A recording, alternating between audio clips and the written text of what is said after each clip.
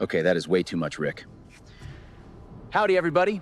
Ranger Rick Marshall here, reporting live from beautiful Highspire Tower, where I have been sentenced to 7 days of mandatory relaxation, because apparently surviving an ambush and accidentally becoming a xenocultural policy issue are both considered stressful events. So Command has ordered me to rest. I am going to be fantastic at that. All right, welcome to my luxurious government-funded recuperation suite. Look at this.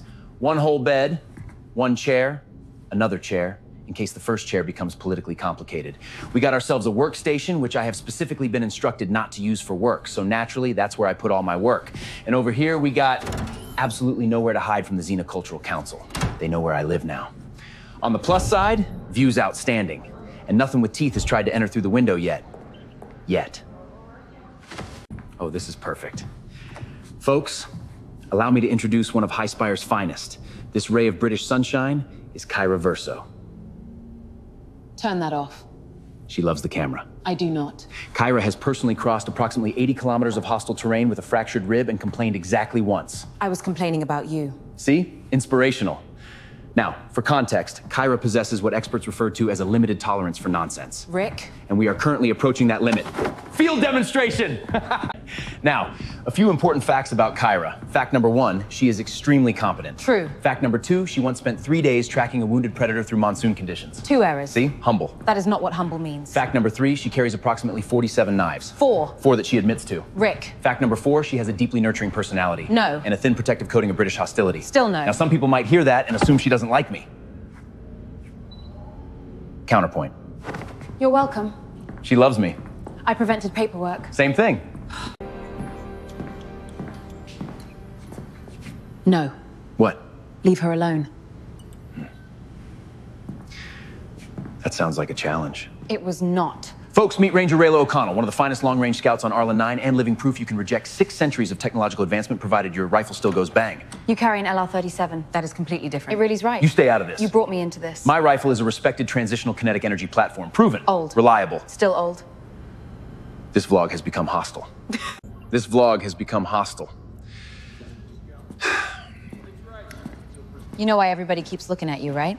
Because I'm handsome and approachable? No. Rude. Because 12 Ji'Gashan clans currently consider you desirable paternal stock. Define paternal stock? They want your daughters. My what? Daughters. I heard the word. I was hoping there was another definition. There isn't. 12 clans? Last count. See, I feel like that is information somebody should have led with. We assumed you knew. Why would I know that? No. Yes. And speaking of rapidly developing complications, everybody, this is Sharra. Trajmagan. She has never once respected personal broadcasting space, and apparently she is now here as my culture leader and possibly evidence in an ongoing council investigation. None of those are official titles. They should be. You know now. I know several things now, none of which were on my morning schedule. You are famous. I was afraid she was going to say that. Very famous. Okay, define very famous. Many wish to meet you. Define many. No. No, that was not a philosophical question. How many? Many. You used the word to define the word. Yes. This is why exocultural diplomacy requires trained professionals. You are not a trained professional. I am standing right here. So am I. Are we talking 5, 10, 20? Sharra. Yes, Trajmagan. How many women currently want to meet me? Enough. That's probably the safest answer. I strongly disagree. All right, fine. I'll ask. Why me? You are strong. Okay, You protect your pack. fair. You hunt well. Still reasonable. You smell of courage. That feels less measurable. You fight without hatred. You know when to become dangerous and when to stories. Well, now see, that one I understand. Of course you do. You would make strong daughters. There it is. Anything helpful? No. Can we maybe just stick with good storyteller? No. Outstanding. No, What? that look. What look? The one that ends with me filing equipment loss paperwork. No, ma'am. Hey. Oh, Sharra! Hello? That is my vlog. Trajmagan talks too much. That is slander. It really isn't. He smells good today. Okay, and that concludes our cultural exchange segment. We will now be returning to programming with editorial standards. She's learning fast. I am surrounded by betrayal. I am surrounded by betrayal. Now this is what I'm talking about. Folks, allow me to introduce the Kestrel. Fast, tough, dependable, handles like a dream, and unlike most things I've operated on this planet, does not actively try to bite me. Usually. For that unnecessary qualification. This beautiful machine has hauled rangers, scientists, questionable wildlife samples, and at least one Threx ambassador who complained about the legroom for 3 straight hours. Details. Do not touch anything. I wasn't gonna touch anything? Rick. See, this is why trust is important in professional relationships. Funny story. No. This reminds me of the time Cousin Keith decided he could build an airplane. Okay, now here's the thing. Oh no. Keith did not know how to build an airplane. Then why did he build one? Excellent question.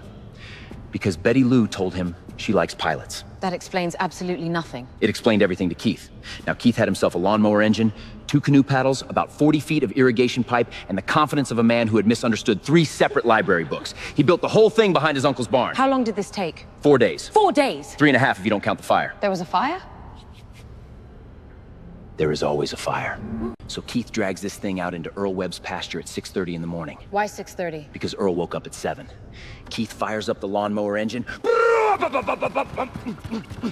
He gets maybe 20 miles an hour, 30, 40, 40. Rick, watch where you're going. That does not make him a pilot. Then the left canoe paddle catches a gust. The whole contraption lifts, and Keith becomes a pilot. For how long? 9 seconds. He was airborne. He was falling with paperwork. Technically airborne. So, for 9 glorious seconds, Keith is flying. First second, he clears Earl's fence. Second second, he realizes the steering system is mostly decorative. Mostly? It moved. That is not steering. Third second, he passes the barn. Fourth second, the wind turns him sideways. Fifth second, Keith discovers he have no rudder. When did he discover he had no brakes? Excellent question. Sixth and second. Seventh second, he narrowly misses Earl. Earl is awake now? Oh, Earl is very awake. Eighth second, the left wing folds. Of course it does. And on the 9th second, Keith lands directly through the roof of Earl Webb's chicken coop.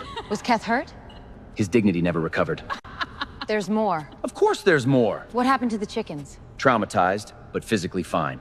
Now Keith crawls out of that chicken coop covered head to toe in feathers, hair smoking just a little. Just a little? Localized. And Betty Lou comes running across the field. She was watching? Oh, she watched all of it. That's unfortunate. She looks at Keith, looks at what's left of the airplane, and she says, "I thought you said you were a pilot." And Keith says, "I was, for about 9 seconds." And folks, that is commitment to a lie.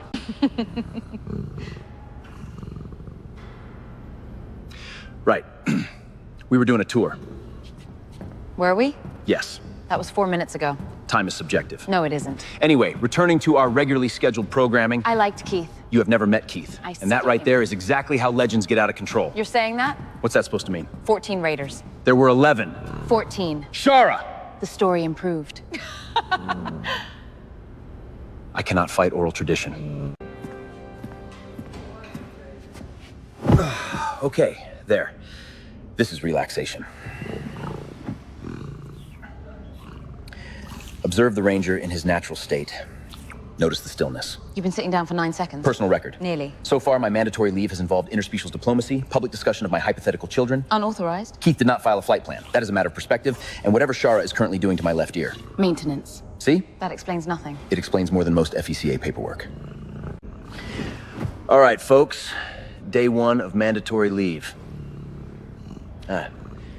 No injuries. Yet. No gunfire. Remarkably incidents. That one is currently under review.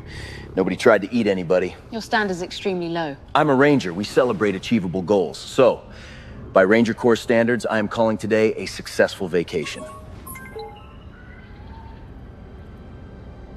I would rather fight the Rangers again. No. Day 2 is going to be a problem.